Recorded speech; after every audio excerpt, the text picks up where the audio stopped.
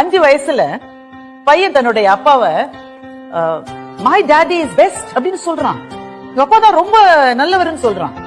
எவ்வளவு வயசுல? 5 வயசுல. அவனுக்கே 10 வயசு ஆயிருச்சுன்னா எங்க அப்பா நல்லவர் தான், கொஞ்சம் கத்துவாரு அப்படிங்கிறான். அவனுக்கு 15 வயசு ஆயிருச்சுன்னா தன் அம்மாட்ட சொல்றான், உன் வீட்டுக்காரருக்கு சொல்லி வை, அப்பப்ப என் ரூட்ல கிராஸ் பண்ணுவான்.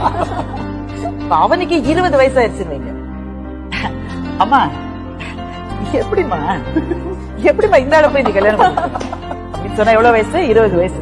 30 வயசானா நான் எங்க அப்பாவோட பேசுறதே இல்ல சார், நான் என்ன செஞ்சாலும் தப்புங்கிறார் சார், நான் அவரோட பேசுறது இல்லை அப்படின்னா எவ்வளவு வயசு? 30 வயசு. எங்க அப்பா கத்திக்கிட்டே இருப்பாரு, நல்லவர் அப்படின்னா அவனுக்கு 40 வயசு.